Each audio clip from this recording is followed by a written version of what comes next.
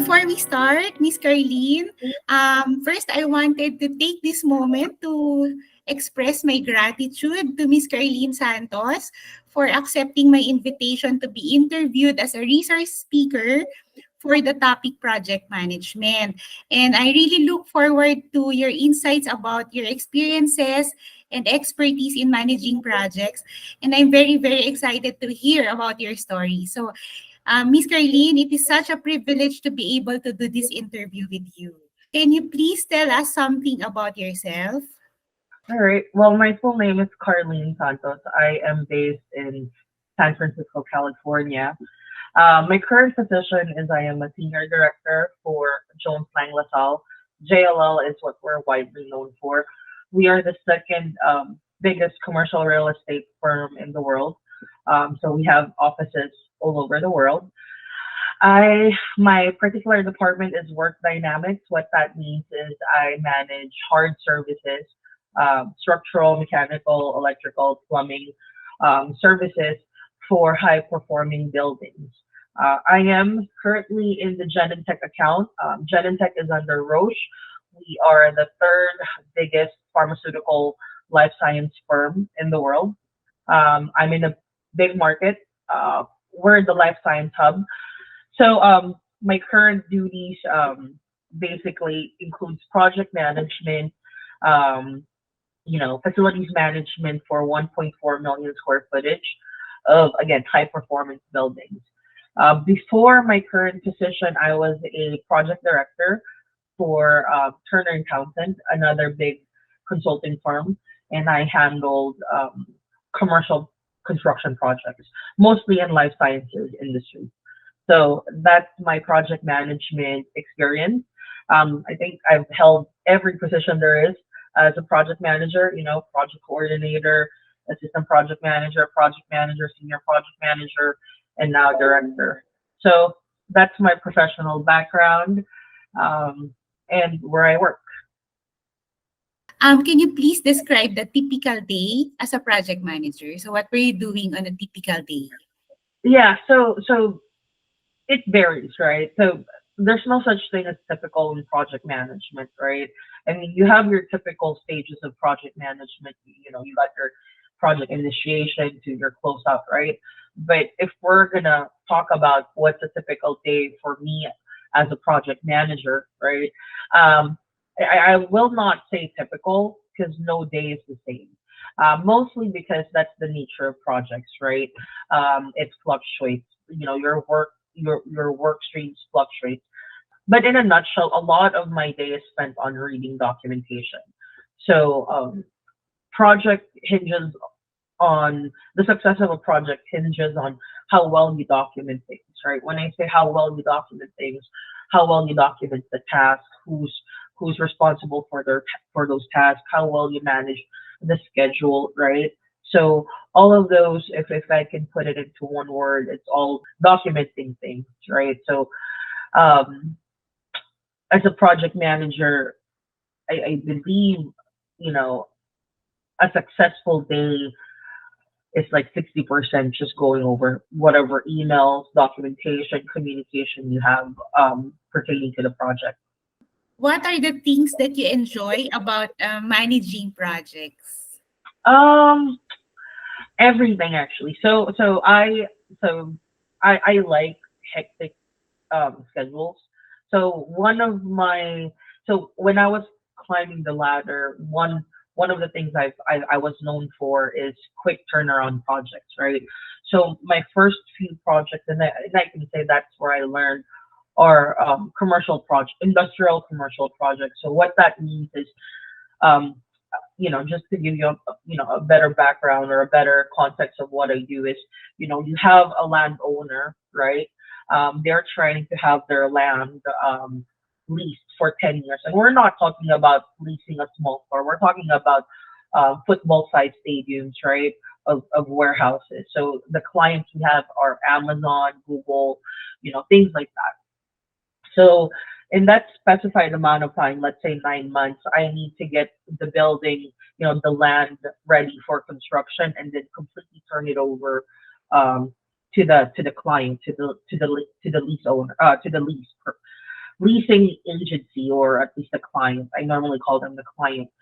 So the within that time frame, you can have anywhere between 3,000 to 5,000 activities, right? That's simultaneously connected with one another. I think they're called interdependent, right?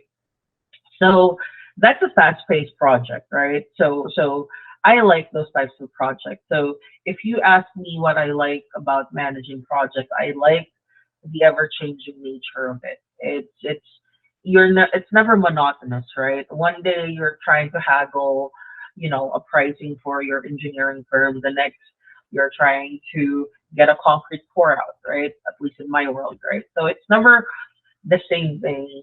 Um, it's never like what I said, it's never one day the same, and I like that. Some people they don't like that. Some people thrive in hectic environments. I happen to be one of those people who just thrive in chaos.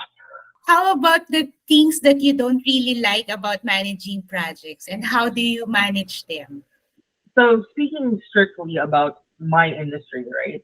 Because the project management is everywhere, right? You got healthcare, you got tech project management, which is, the same methodology, right? I think they use agile, I think they use lean methodologies, right? But I'm gonna speak strictly on my industry and what I know about my industry and as far as project management is concerned. So from the get-go, I do not like in commercial construction and project management. I do not like the culture of sexism. So because it bleeds through all facets of project management. I happen to be, a minority, right, in a mostly Caucasian male-dominated industry, and I happen to be young, right, and that actually people think that's a good thing, right, to be young, aggressive, diverse, but it actually backfires a lot, mostly because people have this perception challenge, right? That you're too young, you're too new, you don't know what they're doing, and when you have that perception challenge, when you're in a project management role, or you're supposedly leading the team, you know, it bleeds through in the day-to-day operations, right? Project managers, we're not the subject matter experts. What we're there to do is to ensure the group is focused on the goal, right? So project, the life cycle of it is there's a start, there's an end, right? So you have to be within those confines, right? Unfortunately, project involves people, right? And the hardest thing in managing anything, whether or not you're doing, you know, human relations management or project management or whatever, it's having people to do things, right? Because the success of the project relies on the different outputs of different functional groups, right? So if you have a perception challenge, right, and people doesn't seem to respect your authority, then it impacts their output. So that's one of the things I do not like, and it's also a challenge, right? Um, Another challenge that happened because of COVID is material shortages, right? So I work in construction, so a lot of the things we have are utilized in all over the world. You got your structural steel, you got your concrete, you got your HVAC equipment. So there's a lot of shortages still. So they call it supply chain management or supply chain issues, and we haven't seen the worst of it pass. So we're still experiencing it. We're still experiencing it, and it impacts the schedule, right? And in project management, when your schedule is impacted, that means you're losing money. The more days you're delayed on your project, the more money you lose. So that's that. The last thing I do not like, or at least I find challenging, and I think it's related to the first thing I find challenging, it's people. At the end of the day, the toughest part of project is not delivering the project, it's working with people, right?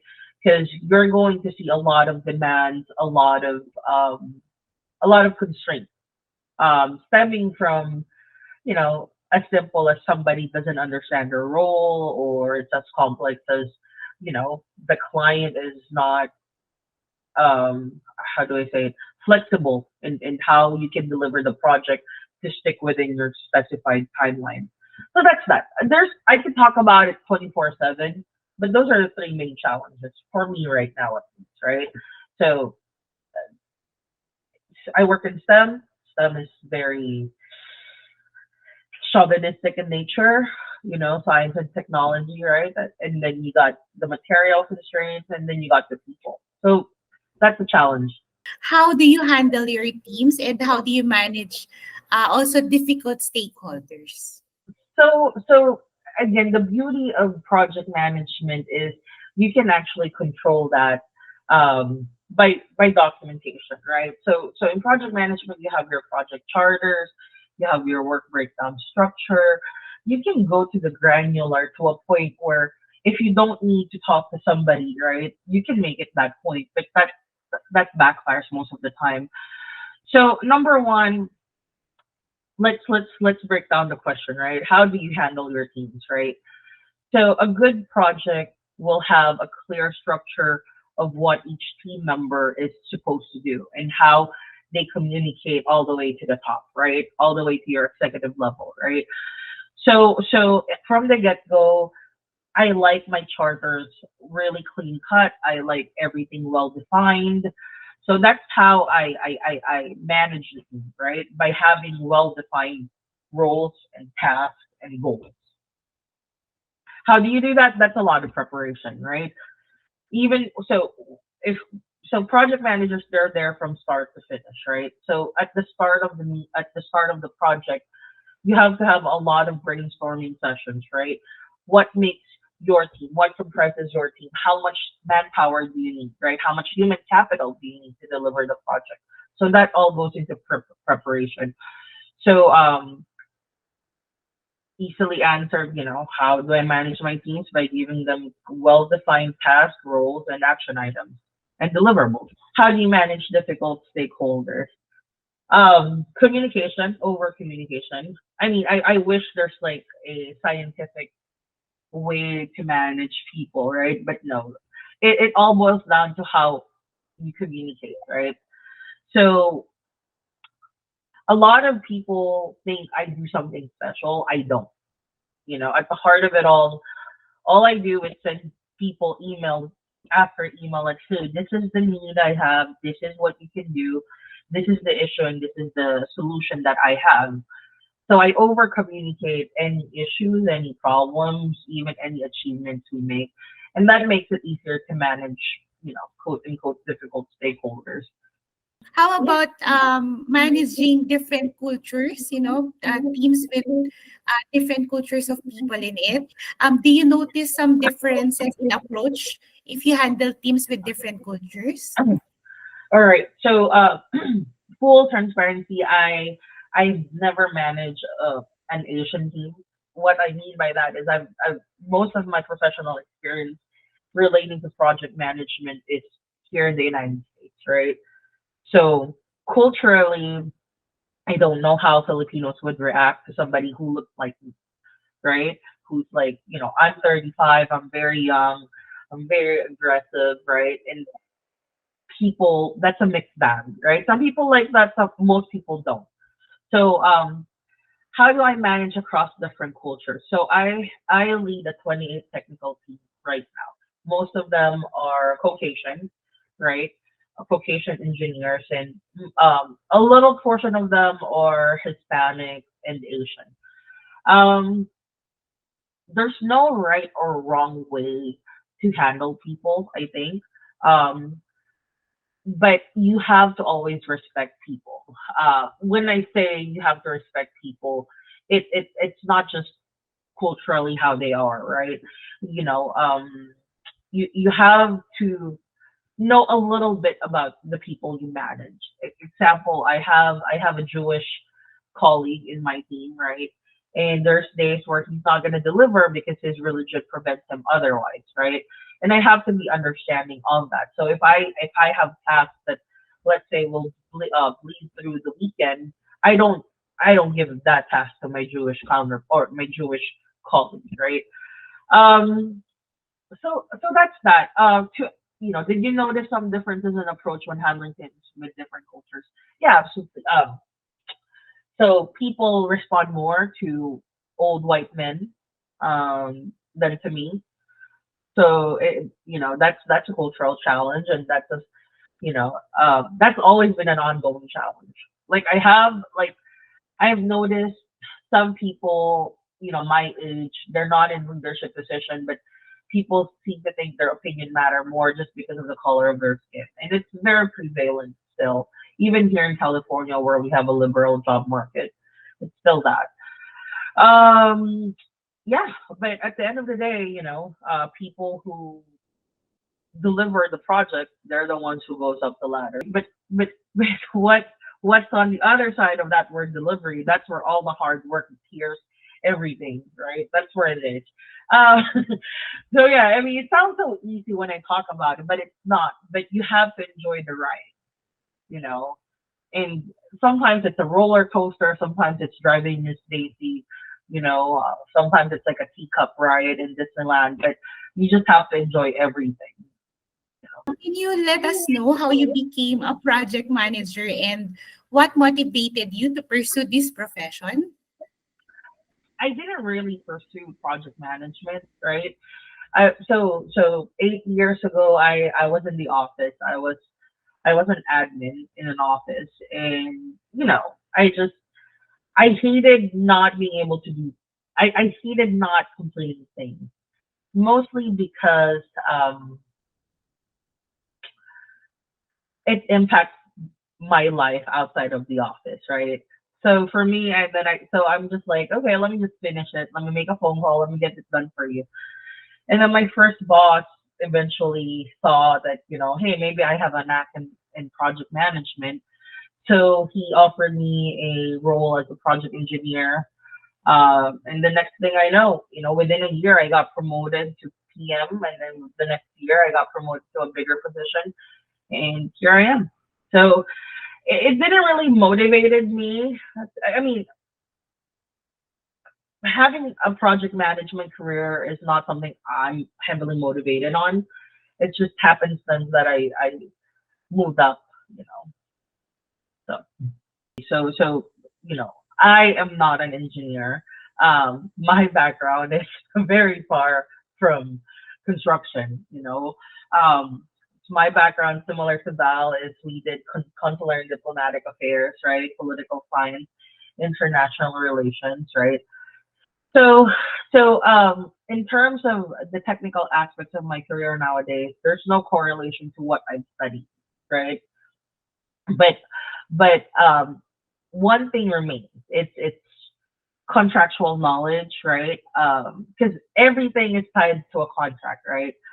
So if you are good in reading tons and tons and tons and tons of pages of contracts and you understand what that contract entails, then you have a shot at being a great project manager. Because everything a project manager does is dictated by that contract. So that's number one, right? If you're interested in becoming a construction PM or an agile tech PM, learn how to read contracts, learn how to understand them, right? Education, I don't know. Education is so, how do I say it? It's so different now compared to when I was graduating, right? There's so many avenues to learn project management. So I wouldn't really necessarily go into a school per se to learn project management, right? You can get Google certifications, you can get YouTube education, and they're gonna tell you the exact same thing, right? So I think the best way to learn is to just submerge or just put yourself out there, right? If you want to learn how to manage projects, then join a team that manages projects and then see what they do and then just observe, hey, how do they fail? Why do they fail? How are they successful? Why are they successful, right? Um, so yeah, so that's what I can say with training. And that goes with experience as well, right? Skills. Now that's the most important thing. So a lot of people think good project managers will always be the most technical people in the room. That's a lie. I've seen engineers who who are project managers, and they over engineer things, and it holds down the project. So we call it engineering paralysis, right? So skills, I'd say work on your soft skills. Um, a lot of the things we do tends to rely on human capital. And if you don't have good soft skills, interacting with people, interacting with all the stakeholders, you're as good as zero. So work on your soft skills. Hard skills, you'll learn that in the job. And people, you don't. So if you're starting over and you go to your project management job, let's say, it's your first day, you're a project engineer, you just graduated from college, you joined a job trailer with your superintendent with me on it. We're not going to expect you to get the ground up running. In fact, we'd like for you to just observe and learn. So the hard skills you will learn on the job itself, right? The soft skills is what matters. Okay, so don't and I'm not being facetious, right? Don't be too happy, like especially for women, right? Don't be super available, right? They're not gonna respect you, they're just gonna abuse you. So learn to set your boundaries, even as a project manager, right? And I learned that the hard way, right? So that's number one. And then number two, read. Just read every little thing that goes into your email. Read, read, read, read. And then number three, take notes. Take lots of notes. You know, I'm a paper and pen girl, right? I go to a meeting, I have an engineer showing me Power BI, and it doesn't matter to me because most of the time, the data we get, it doesn't really matter if we don't interpret it the way it's usable for us. So the only way you can remember the pertinent data relating to your role is when you take down notes, right? So take notes, take lots of notes, read everything. That's it. I mean, there's no super potion to become a great PM. You Example. Hey, I need this schedule next week. Remember that you need that schedule next week, right? Identify who will give you that schedule next week and hound them if they need So set boundaries, read, and take notes. Yeah, Those are read and take the notes. It sounds so simple, right? But in right. reality, that's all you need. Wow, your insights and thoughtful responses and the stories you have shared are very, very valuable, especially to students of project management and of course to aspiring project managers. So Yeah. again, I just want to thank you, Miss Carlene, for doing this interview with me.